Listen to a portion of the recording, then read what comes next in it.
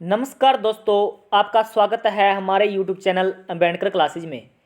आज हम आपके लिए अर्थशास्त्र का एक छोटा सा टॉपिक लेके आए हैं, जिसके अंतर्गत आपको हम महत्वपूर्ण बैंकों के हेडक्वार्टर बताएंगे, उनके हेडक्वार्टर कहाँ पे हैं, और आपको ट्रिक के साथ बताएंगे कि हेडक्वार्टर कैसे याद रखना है, क्या दिया हो तो हमें कैसे टिक मार करना है। मतलब कि जो सिलेक्ट करना होता है, चार ऑप्शन दिए होते हैं, चार या पाँच ऑप्शन दिए होते हैं, उनमें से एक सेलेक्ट करना होता है हमें। तो वो हेड क्वार्टर हम कैसे सेलेक्ट करेंगे वो भी आपको हम बताएंगे।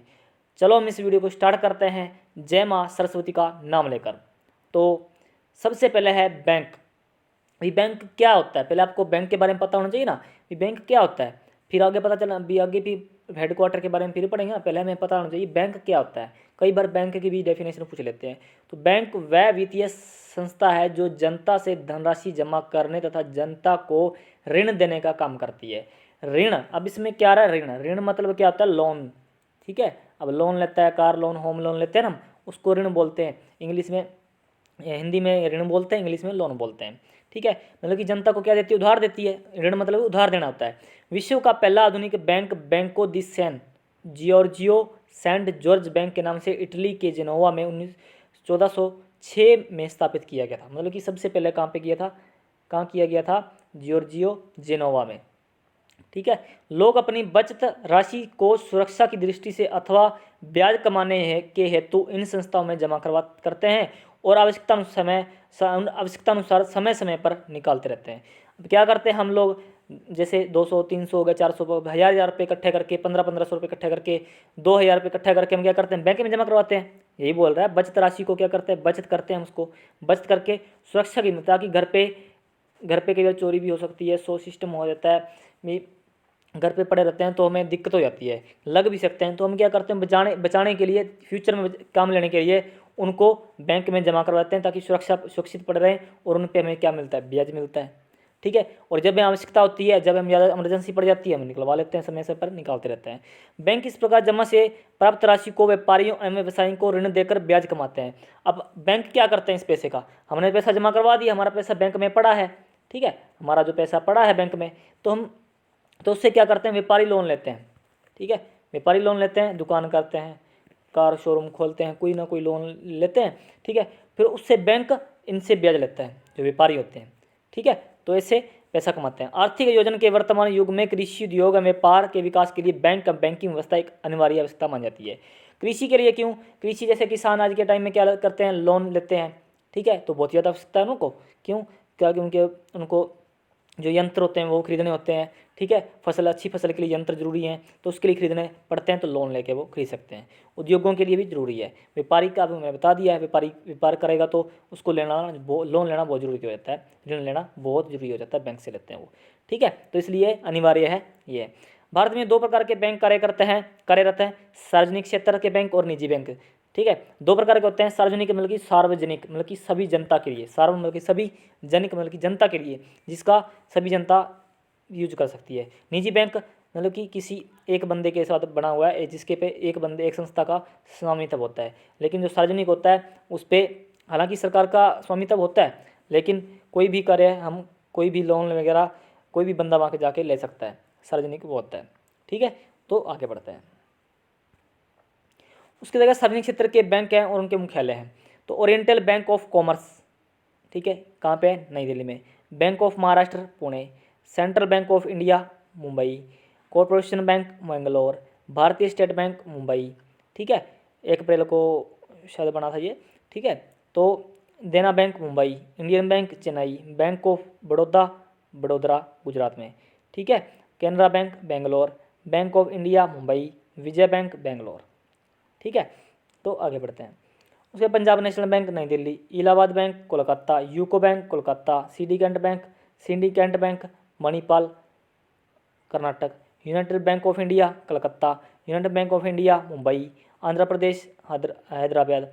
ठीक है, Andhra bank Hyderabad, Indian overseas bank Chennai, Punjab and Sindh bank नई दिल्ली। ठीक है, ये थे सारे सार्वजनिक मतलब कि सरकारी। अब आ गया निजी क्षेत्र के बैंक और उनके मुख्यालय। Axis bank Mumbai, ICICI bank Mumbai, HDFC bank Mumbai, federal bank Aluva Kerala. South Indian bank Thrissur Kerala. Kotak Mahindra bank Mumbai, ठीक है। यस बैंक मुंबई, ठीक है। ये थे निजी, और हम आपको ट्रिक के साथ बताएंगे अब आगे, ठीक है। तो आगे बढ़ते हैं। अब ट्रिक, यदि बैंक किसी बैंक के नाम में बैंक ऑफ इंडिया आता है तो उसका मुख्यालय मुंबई में होगा। वेरी इंपॉर्टेंट क्वेश्चन है। देखो हमें क्या याद रखना है, यदि किसी बैंक में इंडिया, बैंक ऑफ इंडिया आ जाए ना, जैसे स्टेट बैंक ऑफ इंडिया, तो वो उसका कहाँ पे होगा, मुंबई में होगा। जैसे हम फॉर एग्जांपल पीछे हमने पढ़ा था स्टेट बैंक ऑफ इंडिया, ठीक है। स्टेट बैंक ऑफ इंडिया यहाँ पे था, ठीक है। सॉरी यहाँ पे नहीं था, यहाँ पे था state bank, United bank of India, ठीक है। देखो इंडिया आ रहा है ना, देखो मुंबई में हो ये, देखो बैंक ऑफ इंडिया। मतलब कि कुछ ऐसे होंगे जिनमें नहीं होगा, वो अपवाद भी आपको बता देंगे। कुछ लगभग में क्या होगा, बैंक ऑफ इंडिया होगा जहाँ पे, वो कहाँ पे होगा, वो मुंबई में होगा, ठीक है। तो भारतीय स्टेट बैंक, ये देखो भारतीय state bank, bank of India, ये अलग आ गया। देखो भारतीय स्टेट बैंक मुंबई में है, ठीक है, मुंबई में है। देखो अलग नहीं है, सॉरी, वहीं का मुंबई, बैंक ऑफ आ रहा है, देखो बैंक ऑफ इंडिया। तो बैंक ऑफ इंडिया जिसमें आ गया तो समझो वो कहाँ पे, मुंबई में है। ये हमें ट्रिक याद रखनी है, ठीक है।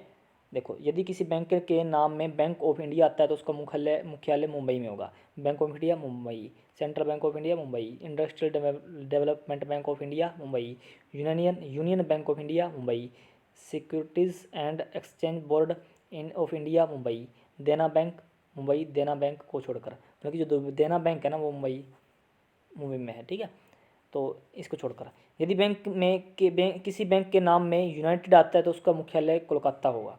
United bank of India, United commercial bank, दोनों देखो यूनाइटेड यूनाइटेड आ रहा है तो कोलकाता होगा, ठीक है। यदि किसी बैंक के नाम में पंजाब महिला आता है तो उसका मुख्यालय दिल्ली होगा। Punjab national bank Delhi, Punjab Sindh bank, Sindh bank कहाँ पे है, दिल्ली। भारतीय महिला बैंक ये भी Delhi. Oriental bank of commerce ये भी दिल्ली, ठीक है। तो ये था, आगे बढ़ते हैं।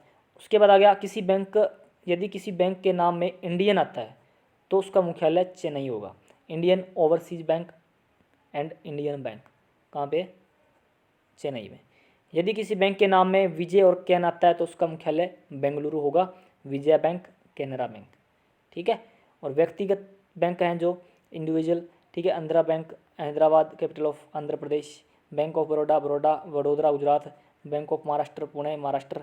Corporation bank Bengaluru. Syndicate bank Manipal, ठीक है। ये थे, ठीक है। तो अभी हमने ट्रिक भी पढ़ ली। अभी कौन से में मुंबई को किसे लगेगा, मुंबई का कैसे आएगा, ठीक है। कोलकाता का कौन सा होगा वो मैंने आपको ट्रिक के साथ बता दिया है, ठीक है। ये याद रखना है हमें, ठीक है। तो ऐसे याद रखना पड़ेगा, 2-3 बार पढ़ोगे तो आपको याद हो जाएगा। भी किसी बैंक में बैंक ऑफ इंडिया आता है तो कहाँ पे होगा, मुंबई में आता है। जहाँ भी बैंक ऑफ इंडिया दिख जाए आपको मुंबई लगा देना, बस ये ट्रिक है। अब थोड़ा सा आपको मैं बताता हूँ आरबीआई के बारे में, ठीक है। आरबीआई के बारे में आपने सुना होगा, रिजर्व बैंक ऑफ इंडिया, ठीक है, जो कि 1935 को, ठीक है, 1 अप्रैल 1935 को बना था ये, ठीक है। और राष्ट्रीयकरण हुआ था 1949 में, ठीक है। ये बैंकों का बैंक क्या बोलते हैं इसको, ठीक है। और सभी बैंकों का मतलब कि बैंकों का बैंक होता है। ये क्या करता है, जैसे इसमें एक गवर्नर होता है। ये आज के टाइम में जो गवर्नर है शक्तिकांत दास हैं, ठीक है, शक्तिकांत दास हैं जो एट प्रेजेंट हैं, ठीक है। मनमोहन सिंह जो हमारे पहले पूर्व प्रधानमंत्री थे, ठीक है, वो भी इसके गवर्नर रह चुके हैं, ठीक है। ये भी साथ में याद रखना। और एक ये जो शक्तिकांत मतलब कि जो इनके गवर्नर होते हैं उनके नोटों पर क्या होते हैं, सिग्नेचर होते हैं, आपने देखा होगा, ठीक है।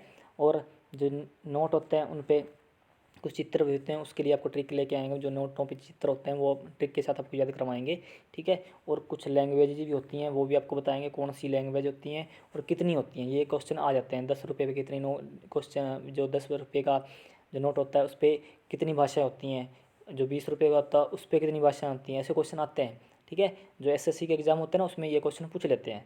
तो वो भी हमें आपको ट्रिक के साथ आगे अगली वीडियो में लेके आएंगे, जब आपको हम ये आरबीआई के बारे में पूरी डिटेल में बताएंगे कि आरबीआई क्या है, कैसे बना था और क्यों बनाया गया था, पहले क्या था अब क्या है, ठीक है।